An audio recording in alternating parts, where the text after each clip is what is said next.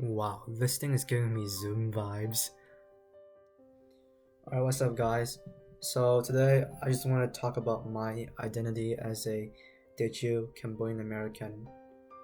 It's not really like the rest of the Asian American community because we, as Teochew Cambodian Americans, we walk the line of being East Asian American and Southeast Asian American. We have a unique experience, and we also have our own unique struggles too. I wanted to talk about it because for a very long time I've just sort of kept all this inside and just never really found a place to talk about it. I mean, I did eventually on Facebook, a Discord server. These places had people who were just like me, but I wanted to talk about it with people outside of the Teochew Cambodian diaspora. This also sort of applies to other types of Teochew Americans as well, like Teochew Vietnamese, Teochew Thais, Teochew Laotians, Teochew Malaysians, or people like them. But I mean, it really depends because everyone's experience is different. But this is my experience, and well, here goes nothing. So, as you may know, Chinese people are a thing, but when you take an ethnic Chinese population and have them migrate outside of China, especially to Southeast Asian countries, it creates a diaspora known as the overseas Chinese community. They tend to vary from their mainland counterparts in terms of culture and language because of the local culture influence, obviously, and the history. Now, when you take some southern Chinese ethnic group and have them migrate to Cambodia, you create this specific group of the overseas Chinese community. You get the Chinese Cambodian community. Now, there are 5 different types of Chinese ethnic groups in Cambodia. You have the Teochew people, which is the largest group in Cambodia, which I happen to be descended from. You have the Hokkien people, which their most well-known dialect is probably the Taiwanese dialect. You have the Hainanese people from the small island of Hainan. You have the Hakka people or Kojia Ren, and then you have the Cantonese people. So, as I said before, I'm Teochew Nang, or in Mandarin, Chaozhou Ren, in Cantonese, Teochew Yan. Our province, or our ancestral land, is located in eastern Guangdong, but we're not Cantonese people. We have our own language and we have our own culture. People tend to mistake us for either Cantonese or Hokkien because of the proximity of the location of Teochew or Chaoshan. One of our most well-known food item is Gatiao, Hutiao, Goitiao. You may recognize that. Yeah, that came from us. And we're not the most well-known Chinese group, Okay, so now that you've seen that TikTok, and know a little bit more about where my people came from, let's talk about my story for a minute. So growing up as a Teochew Cambodian American was interesting. My parents would one day tell me I'm Cambodian, the next day they would tell me I'm Chinese, and it confused me for a bit, I didn't really feel like I fit in anywhere. Actually, I didn't really find out I was Chinese until a certain age. I didn't know I was Teochew until I probed my parents about it at the age of 15. That's when I started doing my own research and started self-teaching myself a bit of the dialect.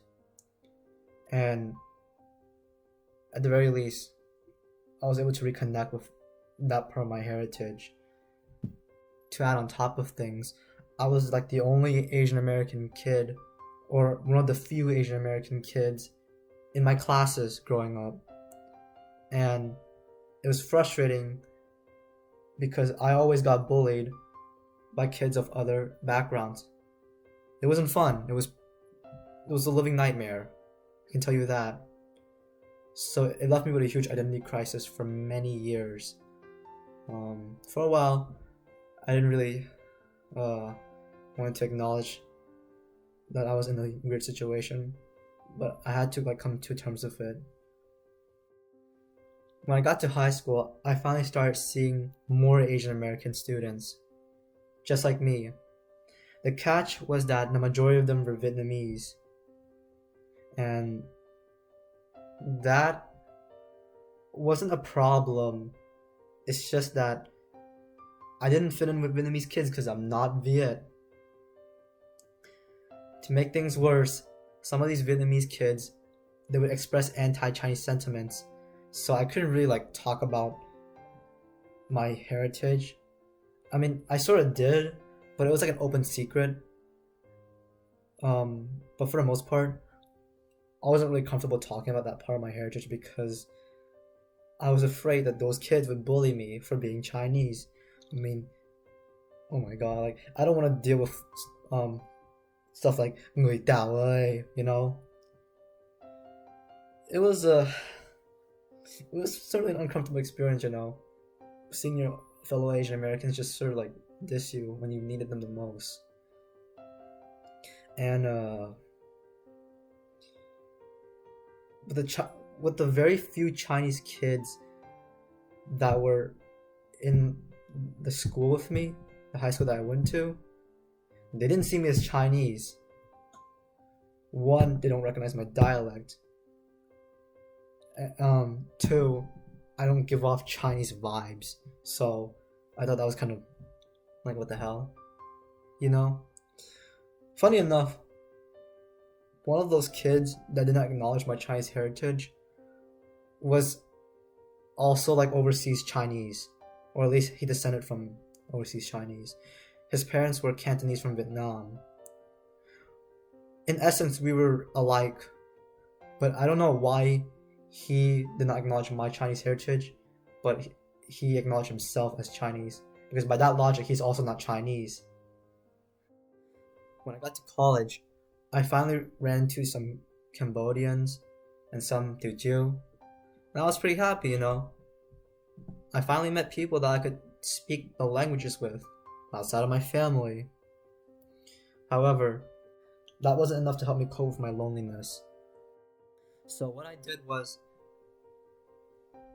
at the end of 2020, I reached out to some student organizations in California, on the West Coast. I asked if I could get involved with them in their virtual events, because these clubs were catered towards people who were just like me, Teochew people, or Cambodian people, and it was a little bit of a mix of both within both organizations.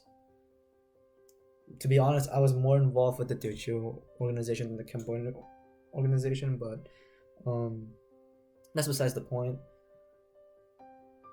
I was pretty happy for a while, you know, to find a whole organization that was dedicated to someone with my heritage.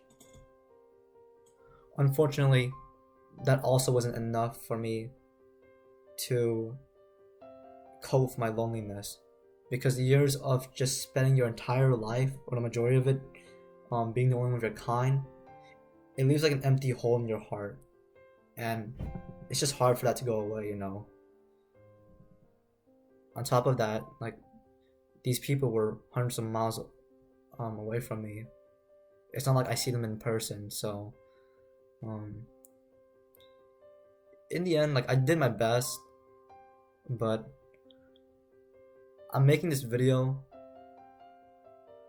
because it would be nice, you know, if I could just upload this video to YouTube and people would see it, and this feeling of loneliness would just go away. This is what I'm hoping to get out of this project. Also, I hope that in some way, by creating this video, it will preserve the American Teochew experience, and it will allow our story to stand the test of time. It will hopefully bring more awareness to who we are, you know, and hopefully, like, people will acknowledge that we're our own thing, we exist, and our feelings are valid, you know.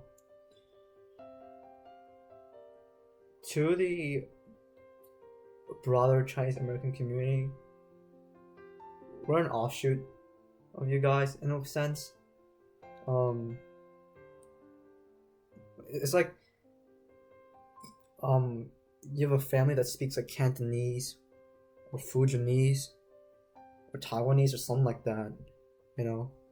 And we're no different from that. And to the Cambodians, like, there are some Teochew people that have fully assimilated to the Cambodian culture.